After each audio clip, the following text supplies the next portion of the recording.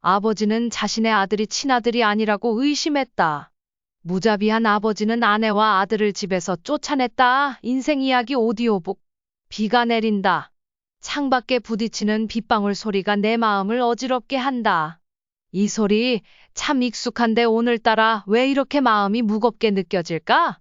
손에 들고 있는 이 가족 사진, 이제는 보기도 괴로운 한 장의 사진이 나를 이렇게 무겁게 만들다니. 이 사진 속에서 우리는 모두 웃고 있었는데 그 웃음이 이제는 날카로운 가시처럼 가슴을 찌르다니. 아내와 아들, 그들을 생각하면 아직도 마음 한구석이 뜨겁다. 나를 바라보던 그들의 눈빛이 얼마나 따뜻했던가. 그 눈빛들이 아직도 내 기억 속에 선명하게 남아있는데 어쩌다 이렇게 멀어져 버렸을까? 무엇이 나를 이렇게 만들었을까? 그때 왜 그렇게 의심했을까? 왜 그렇게 미워했을까? 이제 와서 돌이켜보니 모든 게 내 잘못이었던 것 같다. 그 작은 검사 결과 하나가 우리 가족의 모든 것을 뒤집어 놓을 줄 알았다면 그때 멈췄어야 했는데. 하지만 그때 나는 너무 어리석었다. 여러분의 구독과 좋아요는 제게 큰 힘이 됩니다. 끝까지 이야기를 함께 해주시면 감사하겠습니다. 내 이름은 오태경입니다. 나가면 될 줄 알았어요. 그렇게 일만 하며 살아온 덕에 지금은 어느 정도 안정된 노후를 보장받았다고 할 수 있겠죠. 그런데 아이러니한 게 물질적인 안정이 모든 행복을 보장해 주진 않는다는 것을 이제서야 깨닫게 됐어요. 제가 자란 곳은 작은 농촌 마을이었어요. 사계절이 뚜렷한 그곳은 봄이면 벚꽃이 만개하고 여름이면 푸른 논밭이 끝없이 펼쳐졌죠. 가을에는 황금빛 들판이 장관을 이루었고 겨울이면 온 세상이 하얗게 변하곤 했어요. 아침이면 닭 울음소리가 들려오고 해질 무렵엔 논밭에서 일하던 사람들이 집으로 돌아오는 소리가 들리던 그런 곳이었죠. 우리 집은 부유하지는 않았지만 부모님은 늘 성실함과 정직함을 강조하셨어요. 아버지는 고된 노동을 마다하지 않으셨고 어머니는 언제나 따뜻한 미소로 우리를 보살펴 주셨어요. 그런 부모님 덕에 저는 어릴 때부터 성실하게 사는 법을 배웠죠. 서울로 올라가 좋은 대학에 입학할 수 있었던 것도 부모님의 헌신 덕분이었어요. 대학 시절에는 정말 공부에만 매달렸어요. 성공하고 싶었고 부모님께 보답하고 싶었죠. 그래서 그 모든 열정을 학업에 쏟아부었어요. 졸업 후에는 중견기업에 입사해서 열심히 일했어요. 그때는 그게 전부였으니까요. 성공하고 인정받고 나름의 꿈을 이루는 것. 하지만 어느 날 문득 외로움이 찾아왔어요. 30 즈음이었다 보니 친구들과의 만남도 줄어들고 가족과의 연락도 점점 뜸해졌죠. 그렇게 일만 하다 보니 어느새 혼자가 되어 있었어요. 외로움이 가슴을 파고들었죠. 그러던 중 친구가 소개팅을 권유했어요. 사실 저는 그때까지 결혼이나 사랑에는 크게 관심이 없었어요. 그런데 친구의 끈질긴 권유에 못 이겨 소개팅 자리에 나갔죠. 그리고 그곳에서 그녀를 만났어요. 송하나, 그녀와의 첫 만남은 지금도 선명하게 기억나요. 그날도 비가 내리고 있었거든요. 약속 장소에 도착했을 때 그녀는 이미 우산을 쓰고 빗방울이 떨어지는 모습을 가만히 바라보고 있었어요. 빗물이 우산 끝을 타고 떨어지면서 만들어내는 소리와 함께 그녀의 차분한 모습이 어우러져 그 순간이 마치 영화의 한 장면처럼 느껴졌죠. 처음 본 순간 저는 이 여인이 특별하다는 것을 느꼈어요. 그녀의 미소는 참 따뜻했어요. 말없이 우산을 건네주는 손길도 조용히 내 말을 들어주던 태도도 그 속엔 깊은 배려와 따뜻함이 있었어요. 그녀와 대화를 나누는 동안 저는 마치 오랜 친구와 다시 만난 듯한 편안함을 느꼈죠. 그날 이후 우리는 자주 만났어요. 차분하고 고요한 그녀의 성격은 저에게 많은 위안을 주었어요. 함께 있는 시간이 쌓일수록 저는 이 희숙이가 내 인생의 동반자가 될 것이라는 확신이 들었죠. 어느 날 저녁 우리는 자주 가던 작은 찻집에서 차를 마시고 있었어요. 창밖에는 가을비가 내리고 있었고 집안은 따뜻한 조명 아래 아늑하게 빛나고 있었죠. 저는 그날 그녀에게 말했어요. 희숙 씨, 앞으로도 이렇게 계속 당신과 함께 할 수 있을까요?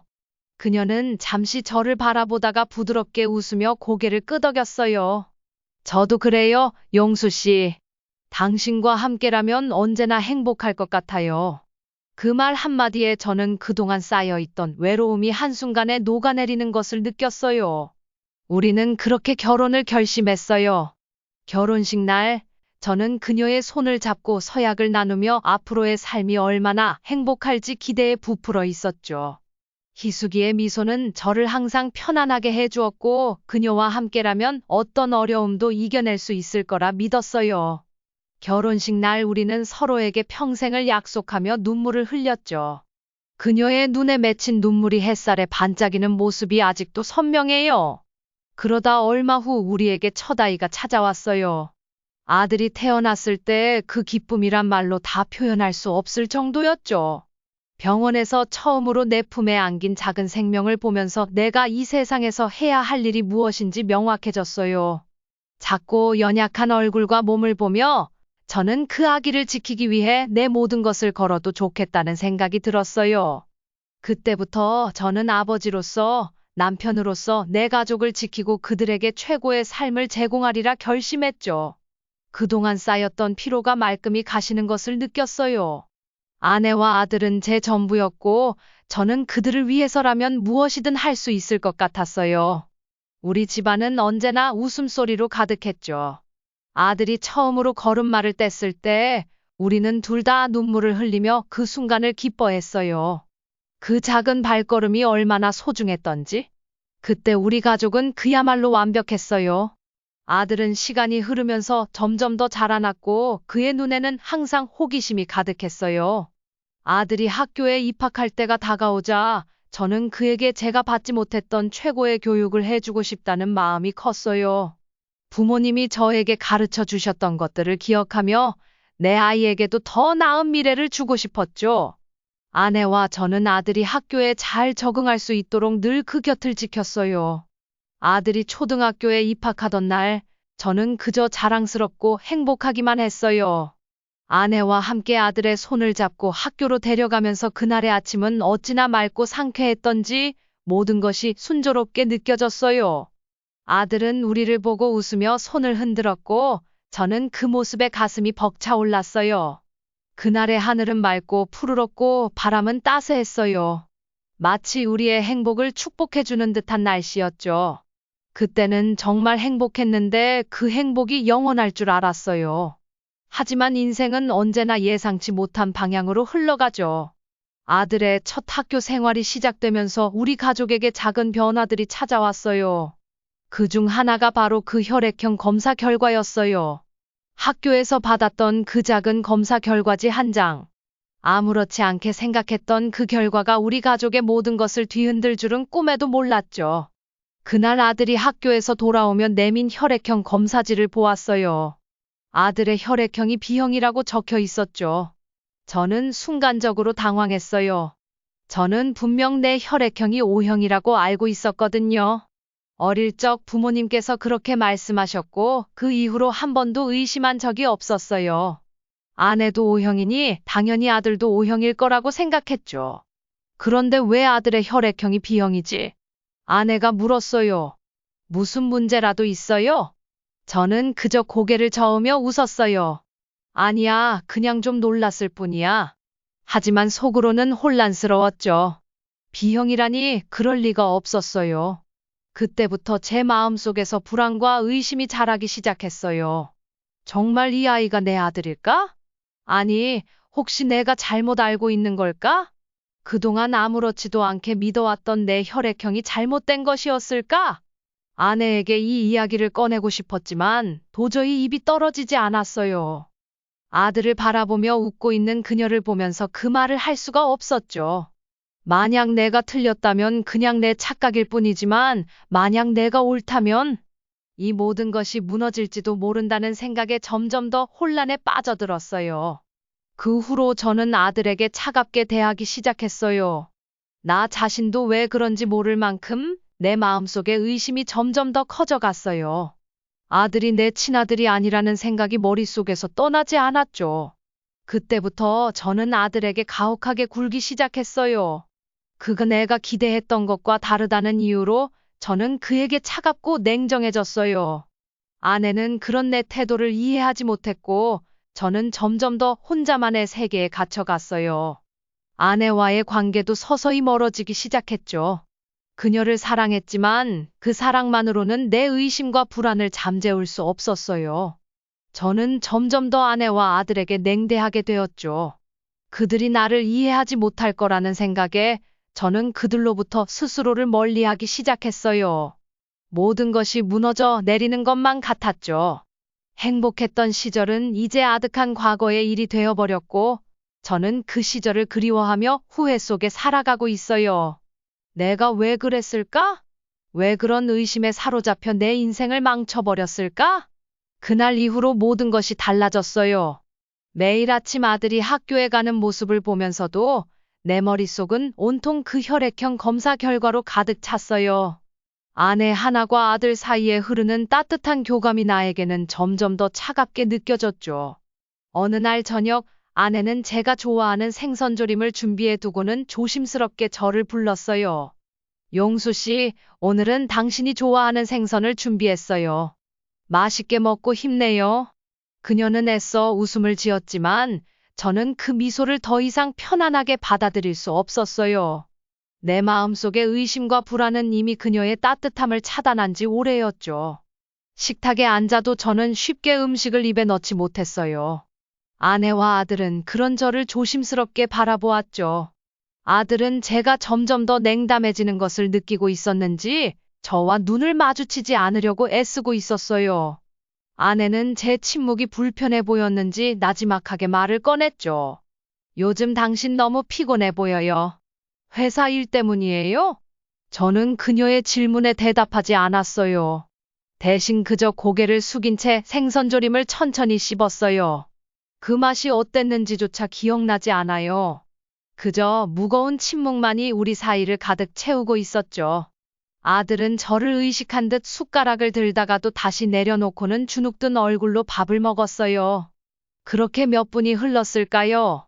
아내가 다시 한 번 말을 꺼냈죠. 용수 씨, 무슨 일 있으면 말해줘요. 우리 이렇게 지내는 건 너무 힘들어요. 그녀의 목소리에는 간절함이 담겨 있었지만 저는 여전히 냉정하게 대답했어요. 아무 일도 아니야. 그저 피곤할 뿐이야. 그 말이 떨어지자마자 저는 다시 숟가락을 들었죠. 내 목소리는 차가웠고 그 차가움은 이내 식탁 전체를 얼려버린 듯 했어요. 아내는 더 이상 말을 하지 않았어요. 대신 그녀는 조용히 아들의 얼굴을 바라보았죠. 아들은 그런 어머니의 눈빛을 피하며 작은 목소리로 말했어요. 엄마, 저 밥 다 먹었어요. 그 말에 아내는 억지로 미소를 지으며 그의 머리를 쓰다듬었죠. 다 먹었으면 가서 숙제해라. 아들은 고개를 끄덕이며 조용히 방으로 들어갔어요. 그의 어깨가 얼마나 축 처져 있었는지 그 모습이 아직도 생생하게 기억나요. 아들이 방으로 들어간 뒤 아내는 저에게 조심스럽게 다가왔어요. 용수 씨, 이대로는 안 될 것 같아요. 우리 이야기 좀 해요. 이렇게 계속 지내는 건 너무 힘들어요. 그녀의 목소리에는 더 이상 이전의 따뜻함이 없었어요. 대신 그 속에는 깊은 슬픔과 피로가 느껴졌죠. 저는 그녀의 말에 대답하지 않았어요. 그저 고개를 숙이고 있었죠. 내 마음속의 고통과 의심이 너무도 커져서 그녀의 말이 더 이상 내게 닿지 않았어요. 그날 밤, 저는 잠자리에 들었지만 쉽게 잠들 수 없었어요. 침대 옆에 누운 아내의 평온한 얼굴을 보면서도 내 마음속의 혼란은 전혀 가라앉지 않았어요. 저는 하나의 얼굴을 바라보며 생각했죠. 우리가 함께했던 그 모든 시간들, 그 사랑이 정말로 진실했던 걸까? 아니면 제가 스스로 만들어낸 착각이었던 걸까? 내 마음속에서 솟아오르는 의심과 불안은 점점 더 커져갔어요. 저는 그녀에게 진실을 말하고 싶었지만 그 말을 꺼낼 용기가 없었어요. 제가 그토록 사랑했던 하나과 아들을 왜 이렇게 의심하게 된 것인지 그 이유를 알 수 없었어요. 며칠 후 회사에서 일이 끝난 뒤 저는 집으로 돌아가는 길이 더 이상 기대되지 않았어요. 예전에는 집에 돌아가 아내와 아들을 보는 것만으로도 하루의 피로가 풀렸는데 이제는 그들의 얼굴을 보는 것이 오히려 나를 더 지치게 만들었죠. 저는 그들과 마주할 때마다 내 속에 자리 잡은 이 고통과 의심을 숨기느라 힘겨웠어요. 집에 돌아왔을 때 아내는 다시 한번 저를 위해 저녁을 준비해 두었어요. 용수 씨, 오늘은 당신이 좋아하는 된장찌개를 끓였어요. 그녀의 목소리는 여전히 부드러웠지만 그 속에는 그동안의 슬픔과 피로가 담겨 있었죠. 그 속에 있는 불안감이 느껴졌어요. 저는 그냥 아무 표정도 없이 자리에 앉았어요. 아들은 내가 앉자마자 고개를 푹 숙이고 말없이 밥을 먹기 시작했어요. 내가 무슨 말을 할지 몰라서인지 아예 입을 열지 않았죠. 오늘 회사에서는 별일 없었어요? 아내가 조심스럽게 물어봤어요. 저는 그 질문에 잠시 멈칫했지만 금방 무심하게 대답했어요. 별일 없었어. 그냥 평소와 다름없었어. 내 목소리는 여전히 차가웠고 그 차가운 기운이 식탁 전체를 얼려버린 것 같았죠. 아내는 내 대답에 한숨을 내쉬었어요. 그녀는 내가 무슨 생각을 하고 있는지 정확히 알지는 못했지만 우리가 예전과 다르다는 걸 느끼고 있었어요. 아들은 여전히 말없이 밥을 먹고 있었어요. 그 아이는 내가 그를 어떻게 생각하는지 알고 있는 것처럼 보였어요. 그의 눈에는 두려움과 불안이 가득했고 그로 인해 더욱 위축된 모습이었죠. 저는 그런 아들을 보면서도 마음속에 자리 잡은 의심과 불안을 떨쳐낼 수 없었어요. 이 아이가 정말 내 아들이 맞나? 내가 이렇게 그를 미워하게 된 이유가 단지 혈액형 때문일까? 아니면 내가 스스로 만들어낸 고통 때문일까? 저녁 식사를 끝내고 저는 거실로 나가 텔레비전을 켰어요. 화면에서는 뉴스가 흘러나오고 있었지만 저는 전혀 관심이 없었어요. 그저 소음이 필요했어요. 마음속의 고요함이 나를 삼키지 않도록 그 소음에 의지하고 있었죠. 아내는 조용히 나를 지켜보고 있었어요. 그녀는 무슨 말을 하려다가도 결국 아무 말 없이 방으로 들어갔어요. 그날 밤, 저는 혼자 거실에 앉아 있었어요. 텅 빈 거실의 공기가 무겁게 느껴졌어요. 텔레비전은 켜져 있었지만 화면에 뭐가 나오는지는 전혀 관심 없었어요. 그저 소음이 필요했어요. 마음속의 고요함이 나를 삼키지 않도록 저는 그저 이 소음에 의지할 수밖에 없었어요. 그러다 문득 아내와 함께했던 시간들이 떠올랐어요. 우리가 처음 만났을 때 결혼 후 함께했던 그 모든 순간들이 너무 그리웠어요. 그녀와 함께 웃고 사랑을 나누던 그 시절이 이제는 너무나 먼 과거처럼 느껴졌죠. 내가 왜 이렇게 모든 걸 잃어버리게 된 걸까? 내가 이렇게까지 변하게 된 이유가 정말 혈액형 때문일까? 아니면 내가 스스로 만들어낸 고통 때문일까? 그렇게 몇 시간을 멍하니 보내다가 저는 결국 침대로 돌아갔어요. 아내는 이미 깊은 잠에 빠져 있었죠. 그녀의 얼굴을 바라보면서 저는 그 평온한 얼굴에 더 이상 나를 위한 자리가 없다는 걸 느꼈어요. 내 안의 고통은 너무 크고 너무 깊었어요. 하나에게 진실을 말하고 싶었지만 그 말을 꺼내기엔 너무 겁이 났어요. 그 순간 저는 내가 이 가족을 더 이상 지킬 수 없을지도 모른다는 두려움에 사로잡혔죠. 다음 날 아침 아내가 조용히 다가와 말했다. 용수 씨, 우리 병원에 한번 가봐요. 요즘 당신 모습이 너무 걱정돼요. 나는 그 말을 듣고 순간적으로 화가 치밀었다. 병원? 내가 왜 병원에 가야 해? 난 아무 문제 없어. 그 말에 아내는 놀란 표정으로 나를 바라보았다. 그녀의 눈에는 걱정과 슬픔이 가득했지만 나는 그 시선을 피하며 말없이 자리를 떠났다. 아내는 내 뒤를 바라보며 조용히 한숨을 내쉬었다. 며칠이 지나고 회사에서 일이 끝난 후 나는 집으로 돌아가기 전에 잠시 공원에 들렀다. 공원에는 어린아이들이 뛰어놀고 있었고 그들을 바라보는 부모들의 얼굴에는 미소가 가득했다. 나는 그 모습을 보면서도 전혀 기쁨을 느낄 수 없었다. 오히려 그 아이들을 바라보는 부모들의 눈빛이 나를 더욱 고통스럽게 만들었다. 내가 아들에게서 느끼지 못하는 그 감정을 그들은 어떻게 저렇게 자연스럽게 느끼고 있을까? 나는 벤치에 앉아 하늘을 바라보았다. 눈앞이 흐릿해지기 시작했다. 이 모든 일이 어떻게 이렇게 되어버린 걸까? 왜 나는 이렇게 어리석게도 내 가족을 의심하고 그들을 멀리하게 되었을까? 내가 그토록 사랑했던 아내와 아들을 왜 이렇게 미워하게 되었는지 그 이유를 알 수 없었다. 내 마음속 깊은 곳에서 솟아오르는 고통과 슬픔이 너무도 참기 힘들었다. 그날 저녁 집에 돌아온 나는 아내에게 조용히 다가가 말했다. 이수야, 우리 얘기 좀 하자. 아내는 내 얼굴을 바라보며 놀란 표정을 지었다. 무슨 일이야, 용수 씨? 나는 깊은 숨을 내쉬고 그동안 숨겨왔던 고통을 꺼내놓기로 결심했다. 사실은 내가 요즘 많이 힘들었어. 아들에 대해서 그리고 우리에 대해서 정말 많이 고민했어. 아내는 내 말을 조용히 들으며 나의 손을 잡았다. 용수 씨, 무슨 일이든 말해줘. 나도 함께하고 싶어. 나는 그녀의 손을 잡으며 그동안 느꼈던 고통과 의심을 모두 털어놓았다. 이수가, 내가 정말 이 아이의 아빠가 맞을까? 요즘 들어 그런 생각이 자꾸 들어. 내가 뭔가 잘못 알고 있는 것 같아. 그런데 그 생각이 나를 너무도 괴롭히고 있어. 아내는 내 말을 듣고 한참 동안 말이 없었다. 그녀의 눈에는 깊은 슬픔이 깃들어 있었다. 용수 씨, 그런 생각을 하게 되다니. 내가 너무 마음이 아파. 우리가 함께 해왔던 모든 시간들, 그 사랑이 이렇게 무너질 수 있다는 게 믿기지 않아. 그녀의 말에 나는 그저 고개를 숙였다. 내가 그동안 겪어왔던 모든 고통과 슬픔이 한순간에 무너져 내렸다. 아내는 내 손을 꼭 잡으며 말했다. 우리가 함께라면 이겨낼 수 있어. 이건 우리 가족의 문제고 우리가 함께 해결해 나가야 해.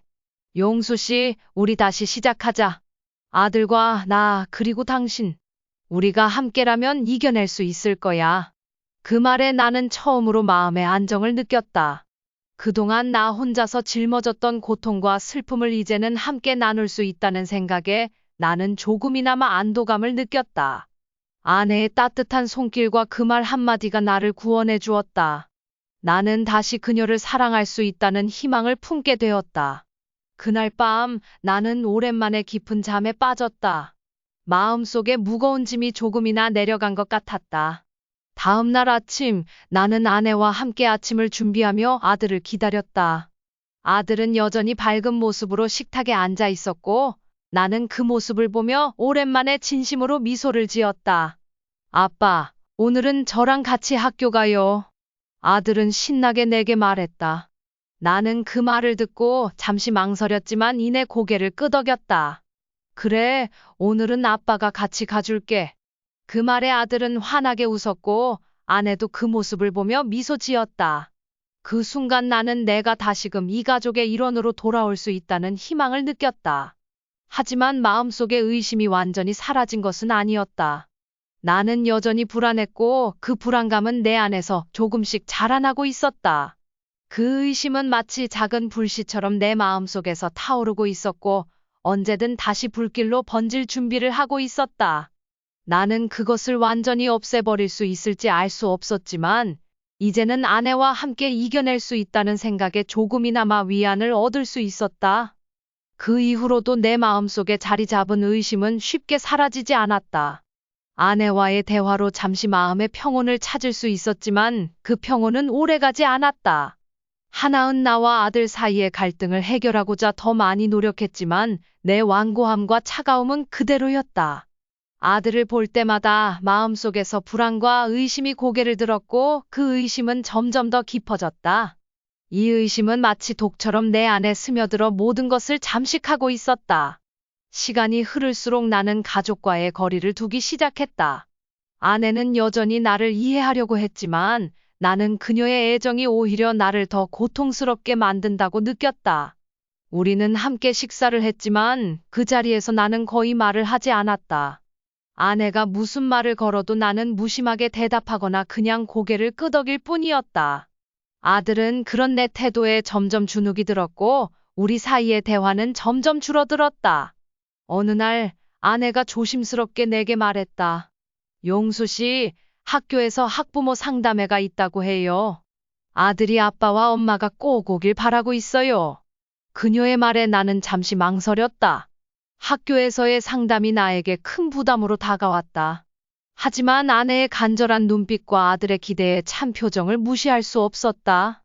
결국 나는 고개를 끄덕이며 그래, 가보자 라고 대답했다.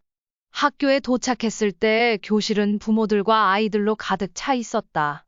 아들은 우리를 보자마자 밝게 웃으며 달려왔다. 아빠, 엄마. 선생님께서 아빠가 꼭 오셔야 한다고 하셨어요. 그의 말에 아내는 미소 지으며 나를 바라보았다. 우리 아들 정말 잘하고 있네. 선생님과 이야기 나누는 게 좋을 것 같아요. 나는 그저 무표정하게 고개를 끄덕였지만 마음속에서는 여전히 불안과 의심이 가득했다. 담임 선생님은 우리를 반갑게 맞아주며 아들의 학업 성취도와 학교 생활에 대해 이야기했다. 아드님은 학업 성적도 좋고 친구들과도 잘 지내고 있습니다. 그런데 요즘 들어 조금 위축된 모습을 보이는 것 같아요. 혹시 집에서 무슨 일이 있었나요? 선생님의 질문에 나는 답하지 않고 그저 고개를 숙였다. 아내는 나를 힐끔 쳐다보며 조심스럽게 대답했다. 요즘 남편이 많이 바쁘고 가정에서도 조금 예민해져서 아마 그 영향이 있었던 것 같아요. 선생님은 고개를 끄덕이며 우리를 지켜보았다. 아드님이 집에서도 밝고 건강하게 자랄 수 있도록 부모님께서 많이 도와주셔야 합니다. 아이가 느끼는 감정은 부모님의 영향을 크게 받으니까요. 나는 그 말에 아무런 반응도 하지 않았다. 그저 아내가 알아서 대답하도록 놔둘 뿐이었다. 상담이 끝난 후 우리는 교실을 나왔다. 아들은 여전히 우리 곁에서 밝게 웃으며 이야기를 나누고 있었지만 나는 그의 말에 제대로 대답할 수 없었다. 아내는 그런 나를 보며 걱정스러운 표정을 지었지만 아무 말도 하지 않았다. 우리는 그저 그렇게 학교를 떠났다. 며칠 후 날씨가 흐린 어느 날이었다. 하늘은 잔뜩 흐려 있었고 비가 내릴 듯한 기운이 감돌았다. 아침 식사 후 나는 거실에 앉아 텔레비전을 켰다. 화면에서는 뉴스가 흘러나오고 있었지만 나는 그저 소음에 귀를 기울일 뿐이었다. 그때 아들이 내게 다가와 조심스럽게 말했다. 아빠, 이번 주말에 우리 놀이동산에 갈 수 있을까요? 아들의 목소리에는 기대감이 가득 담겨 있었다. 아내도 그 말을 듣고 미소를 지으며 나를 바라보았다. 용수 씨, 오랜만에 가족끼리 놀이동산에 가는 것도 좋을 것 같아요. 아들도 많이 기다렸잖아요. 그녀의 말에는 설렘과 기대가 묻어 있었지만 나는 그 말을 받아들이기가 너무도 어려웠다.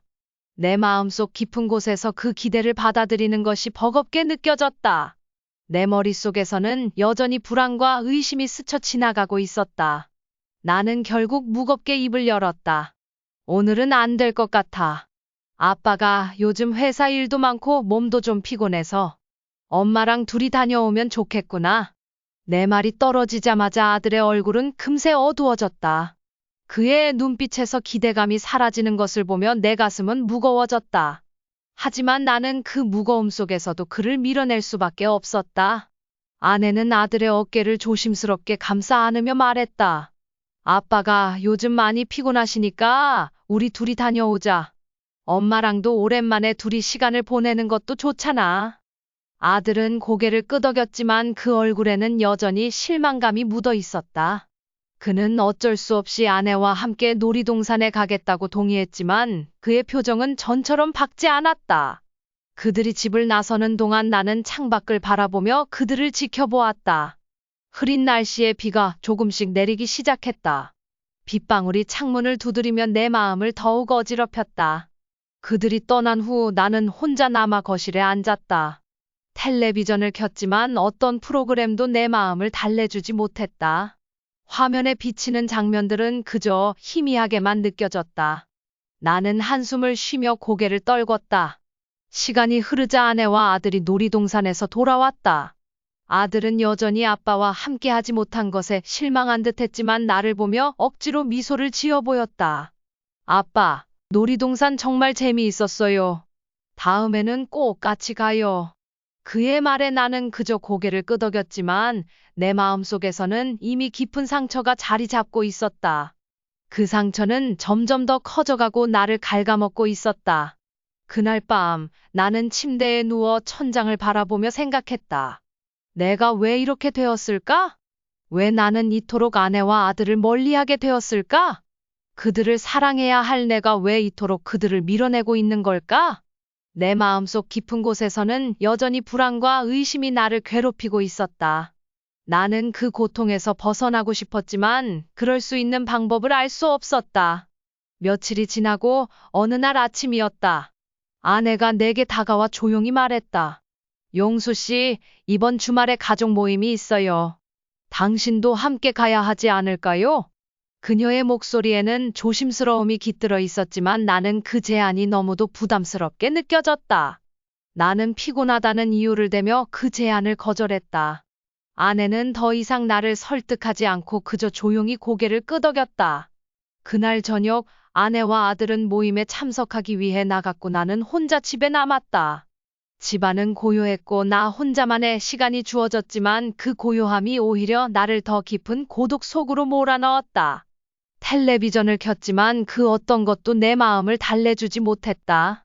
화면에 비치는 장면들은 그저 희미하게 느껴졌고 나는 그저 멍하니 시간을 보냈다. 시간이 흐르고 아내와 아들이 모임에서 돌아왔다. 아들은 집에 돌아오자마자 나를 찾았다. 아빠, 오늘 가족 모임에서 재미있는 일이 많았어요. 할머니가 아빠 보고 싶다고 하셨어요. 그의 말에 나는 그저 고개를 끄덕였지만 마음속에서는 아무런 감정도 느껴지지 않았다. 아들은 나의 반응에 실망한 듯 조용히 방으로 들어갔다. 아내는 내 얼굴을 바라보며 조용히 말했다. 용수 씨, 우리가 이렇게 계속 지낼 수는 없잖아요. 당신이 어떤 마음인지 알고 싶어요. 그녀의 목소리에는 깊은 슬픔과 피로가 묻어 있었다. 나는 그 질문에 대답할 수 없었다. 대신 그저 고개를 숙이고 말했다. 미안해. 지금은 말하고 싶지 않아. 그녀는 잠시 내 얼굴을 바라보다가 한숨을 쉬며 자리를 떠났다. 그녀의 뒷모습을 보며 나는 우리가 정말 멀어지고 있다는 것을 느꼈다. 그날 밤, 나는 다시 침대에 누워 천장을 바라보았다. 내 머릿속에서는 여전히 혼란과 의심이 나를 잠식하고 있었다.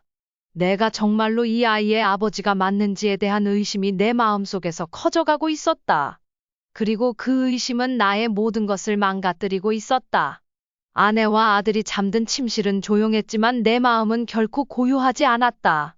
침대 옆에 누운 아내의 평온한 얼굴을 보면서도 나는 그 평온함을 더 이상 느낄 수가 없었다. 그들과 함께 있는 게 너무 힘들었다. 그들과 함께 할 때마다 내 마음속의 고통과 의심은 점점 더 커져만 갔다. 그런데도 그들에게 진실을 말할 용기는 없었다. 나는 혼자서 이 모든 걸 짊어져야 한다고 생각했지. 그 후로 나는 점점 더 아내와 아들에게서 멀어져만 갔다. 그들은 여전히 나를 이해하려고 노력했지만 나는 그들의 노력이 그저 부담스럽기만 했다. 아들이 나에게 다가와 이야기를 하려고 하면 나는 그저 무심하게 대답만 내뱉었다.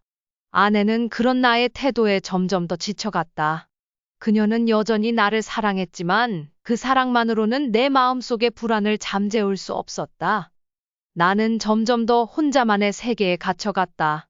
그들과의 대화는 점점 줄어들었고 나는 그저 일에만 몰두하며 그들과의 거리를 두려고 했다. 하지만 그런 노력조차도 점점 무의미해졌다. 내 마음속의 의심은 점점 더 커져갔고 나는 그 의심에 압도당하고 있었다. 이렇게 나는 내 가족을 잃어가고 있었다. 아내와 아들은 여전히 나를 사랑하고 있었지만 나는 그 사랑을 받아들일 수가 없었다. 내가 만들어낸 고통과 슬픔이 나를 삼키고 있었고 나는 그 고통 속에서 벗어나지 못하고 있었다. 시간이 흐르면서 예준과의 관계는 여전히 개선되지 않았다. 예준이 30 중반에 접어들었지만 나는 여전히 그와 거리를 두고 있었다. 그동안 쌓여왔던 불안과 의심은 여전히 나를 잠식하고 있었고 그것이 우리 사이에 거대한 벽이 되어 있었다. 아내 하나은 여전히 우리 사이를 화해시키려 했지만 내 완고함은 쉽게 허물어지지 않았다. 어느 날 저녁 아내가 조심스럽게 다가와 말했다. 용수 씨, 예준이 오늘 저녁에 집에 온대요. 오랜만에 가족끼리 저녁같이 하는 게 어떨까요? 그녀의 목소리에는 오랜만에 가족이 모인다는 기대감이 담겨 있었다. 하지만 나는 그 말을 듣는 순간 마음이 무거워졌다. 예준과 함께하는 저녁 식사라니 나는 그와 마주 앉아 무슨 말을 해야 할지 막막했다. 저녁이 되자 예준이 집으로 돌아왔다. 오랜만에 보는 그의 얼굴은 여전히 반듯했지만 피곤해 보였다.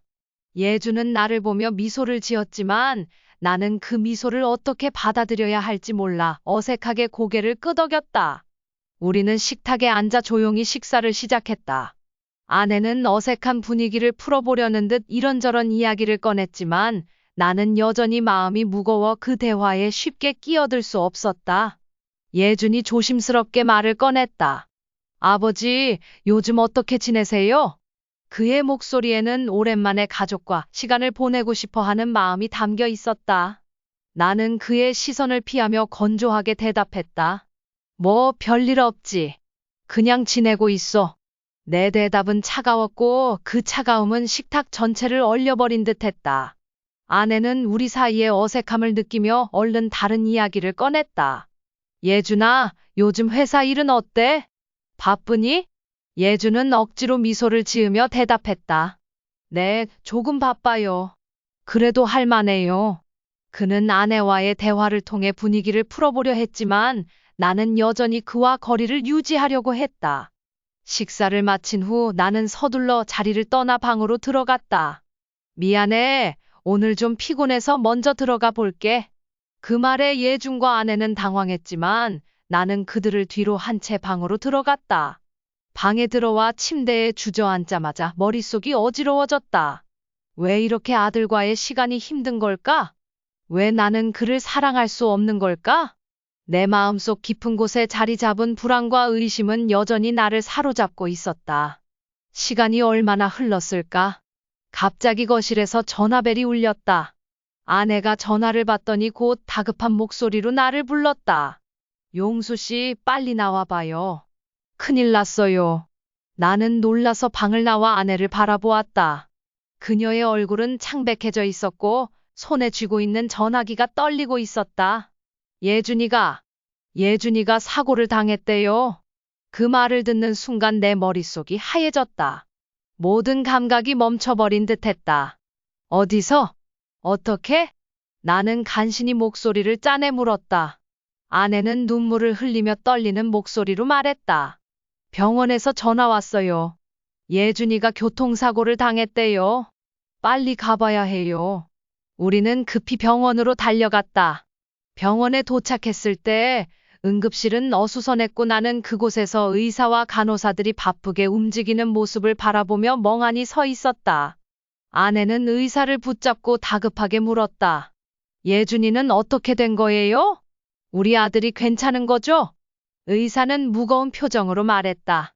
환자의 상태가 매우 심각합니다. 머리를 크게 다쳤고 출혈이 심해 응급 수술이 필요합니다. 급히 수혈이 필요한 상황입니다. 혹시 가족 중에 B형 혈액형을 가진 분이 계신가요? 그 말을 듣는 순간 내 마음속이 크게 흔들렸다. 예준이 B형이라는 사실을 알았을 때부터 나는 그를 의심하고 아내와 그를 원망하며 살아왔다. 이제 그 불안이 얼마나 어리석은 것이었는지 깨닫게 될 순간이 올 거라고는 생각지도 못했다. 나는 당황한 채로 말했다. 예준이가 B형이에요? 나는 말을 잇지 못한 채 그저 의사만을 바라보았다. 의사는 서둘러 말했다. 아버님, 시간이 없습니다. 혈액 검사를 받아주십시오. 정확한 확인이 필요합니다. 나는 무겁게 고개를 끄덕이며 검사에 응했다. 머릿속은 복잡하게 얽혀 있었고 내가 아들에게 가졌던 의심들이 다시금 떠오르며 가슴을 짓눌렀다. 시간이 더디게 흘러가는 것처럼 느껴졌고 그동안 내가 얼마나 큰 실수를 했는지 그 실수가 얼마나 가혹한 결과를 초래할 수 있는지 깨달아가고 있었다. 검사 결과가 나왔을 때 의사는 차분한 목소리로 결과를 전했다. 아버님, 검사 결과에 따르면 당신의 혈액형은 B형입니다. 수혈을 바로 진행하겠습니다. 그 순간 내 마음속에 쌓여있던 모든 불안과 의심이 한꺼번에 무너져 내렸다. 내가 B형이라면 예준이 내 아들이라는 건 명백했다. 내가 잘못 알고 있었던 그 한 가지 사실 때문에 나는 예준과 아내를 오랫동안 원망하며 살아왔다. 모든 것이 명백해졌다. 그 진실이 너무도 가혹하게 느껴졌다. 수술실 앞에서 기다리며 나는 그동안 내가 예준에게 했던 행동들이 주마등처럼 스쳐 지나갔다. 내가 그를 밀어내고 사랑 대신 의심을 심었던 그 시간들이 너무나 후회스러웠다. 아내는 내 옆에서 예준의 상태가 좋아지기만을 간절히 바라며 눈물을 흘렸다. 나는 그 옆에서 무기력하게 앉아 있을 수밖에 없었다. 내 마음속에서는 후회와 죄책감이 한 번에 밀려왔다. 내가 그토록 밀어내던 아들이 이제는 생사를 오가는 상황에서 내가 그의 아버지임을 진정으로 받아들이게 되었다. 시간이 흐르고 의사가 다시 나타났다. 그는 여전히 무거운 표정으로 우리를 바라보았다. 수혈은 성공적으로 진행되었습니다. 하지만 환자의 상태는 여전히 매우 위중합니다. 머리 손상으로 인해 깨어날 가능성은 높지 않습니다. 그 말을 듣는 순간 내 마음은 차갑게 얼어붙었다. 이제야 예준이 내 아들이라는 걸 받아들일 수 있었지만 그가 이제 내 곁을 영원히 떠날지도 모른다는 두려움이 나를 압도했다. 내가 그토록 의심하고 멀리했던 내 아들이 이제는 내게서 완전히 떠날지도 모른다는 생각이 머릿속을 가득 채웠다. 나는 그 자리에 주저앉고 말았다. 아내는 큰 소리로 울부짖었고 나는 그저 멍하니 앉아 있을 수밖에 없었다. 내 마음속에는 후회와 죄책감이 넘쳐났지만 그것으로 예준을 되돌릴 수는 없었다. 그동안 내가 했던 잘못들이 나를 옥죄었다. 내가 예준에게 해왔던 차가운 말들, 멀리했던 시간들, 모든 것이 한순간에 나를 무너뜨렸다. 이제는 그것을 돌이킬 수 없다는 사실이 너무도 가혹하게 다가왔다. 내가 그토록 부정하고 싶었던 진실을 이제야 받아들이게 되었지만 그 진실은 너무 늦게 찾아왔다. 예준이 깨어나지 못할 수도 있다는 현실이 나를 깊은 절망으로 밀어넣었다. 예준의 수술은 끝났지만 의사의 말은 나에게 절망을 안겨주었다. 머리 손상이 너무 심해 깨어날 가능성이 거의 없다는 그 한마디는 마치 내 삶의 마지막 희망을 산산조각 내는 것 같았다. 시간이 흐르며 나는 점점 더 깊은 슬픔에 빠져들었다. 예준의 의식이 돌아오지 않을 가능성이 높아지면서 나는 그동안 내가 저질렀던 모든 잘못들이 한꺼번에 나를 덮쳐왔다. 며칠 후 결국 예준은 우리 곁을 떠났다. 그가 숨을 거두는 순간 내 마음속에 쌓여있던 모든 것이 무너져 내렸다. 그동안 내가 아들을 멀리하며 품었던 증오와 불신, 그리고 그로 인해 만들어진 상처들은 이제 되돌릴 수 없는 상처로 남았다. 아들은 나를 한 번도 원망하지 않았을 텐데 나는 그에게 원망과 차가운 시선을 던지며 살아왔다. 그 결과가 바로 이토록 가혹한 이별로 다가왔다. 아내 하나은 예준의 죽음 앞에서 나를 바라보며 깊은 슬픔과 함께 원망의 눈물을 흘렸다. 그녀의 눈물은 나를 더욱더 무너뜨렸다. 용수 씨, 이 모든 게 당신 탓이에요. 당신이 그 아이를 그렇게 대하지 않았다면 이렇게 되지 않았을 거예요. 그녀의 말은 나를 향한 날카로운 비수처럼 내 가슴을 찔렀다. 나는 그 앞에서 아무 말도 할 수 없었다. 그녀의 말이 모두 맞았다. 내가 저지른 실수와 잘못들이 이제는 돌이킬 수 없는 결과로 남아 있었기 때문이다. 하나은 예준의 영정 사진을 바라보며 눈물을 흘렸다. 우리 아들이 얼마나 아팠을까요? 얼마나 힘들었을까요? 그런데도 당신은 그 아이를 그렇게 대했어요. 그녀는 울면서 나를 향해 절규했다. 나는 그녀의 말에 반박할 수 없었다. 내가 그동안 품었던 모든 의심이 잘못된 것이었고 그로 인해 우리 가족이 이렇게 부서졌다는 것을 인정할 수밖에 없었다. 나는 예준의 방에 들어가 그가 남긴 물건들을 하나하나 살펴보았다. 그곳에는 그동안 내가 외면했던 예준의 삶이 고스란히 담겨 있었다. 그의 책상 위에는 여러 가지 노트와 책들이 쌓여 있었고 그 중에는 내가 그에게 줬던 낡은 공책도 있었다. 그 공책에는 어린 시절 예준이 나를 바라보며 쓴 편지들이 들어 있었다. 아빠, 나중에 커서 아빠처럼 되고 싶어요. 그 글을 읽는 순간 나는 참을 수 없이 흐느끼며 울었다. 내가 그토록 외면했던 사랑이 그곳에 있었고 나는 그것을 알아보지 못했다. 나는 침대 옆에 앉아 예준의 사진을 바라보며 눈물을 흘렸다. 그동안 나를 짓눌렀던 모든 감정들이 한꺼번에 터져 나왔다. 내가 그를 얼마나 오해하고 잘못했는지, 그리고 그로 인해 우리 가족이 얼마나 큰 상처를 입었는지를 이제야 깨달았다. 하지만 내가 흘린 눈물은 지금까지 내가 품었던 모든 증오와 불신을 씻어내지 못했다. 그것은 단지 내가 흘릴 수밖에 없는 못된 눈물일 뿐이었다. 예준의 죽음 이후 나는 그를 잃은 고통과 함께 살아갔다. 아내는 나와의 관계를 회복하려고 했었지만 우리 사이에는 이제 돌이킬 수 없는 상처가 남아 있었다. 그녀는 여전히 나를 원망하며 나를 바라봤고 나는 그 원망을 받아들일 수밖에 없었다. 나 또한 나 자신을 원망하며 살아가고 있었다. 내가 저질렀던 잘못들, 그로 인해 잃어버린 가족의 행복은 이제 영원히 되돌릴 수 없게 되었다. 하나은 나를 향한 원망을 숨기지 않았다. 그녀는 나를 바라볼 때마다 예준을 향한 내 잘못들을 상기시켰다. 우리 아들이 얼마나 당신을 사랑했는지 몰라요. 그런데도 당신은 그걸 외면했어. 이제 와서 후회해봤자 무슨 소용이 있겠어요? 그녀의 말은 냉정하고 차가웠다. 하지만 나는 그 말이 모두 맞다는 것을 부정할 수 없었다. 나는 매일 예준의 사진 앞에서 무릎을 꿇고 기도했다.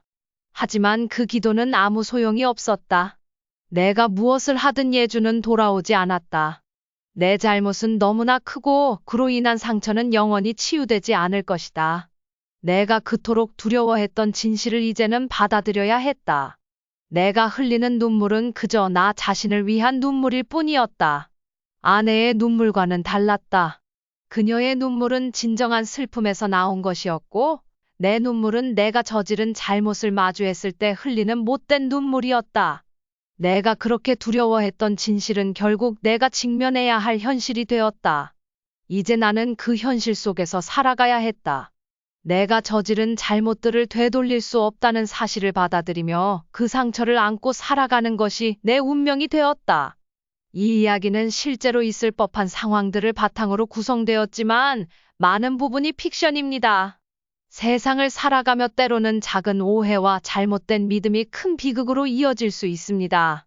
이 이야기를 통해 사랑하는 사람들과의 관계를 돌아보고 오해와 불신이 아닌 사랑과 이해로 관계를 맺어 가시길 바랍니다. 끝까지 감상해 주셔서 감사합니다.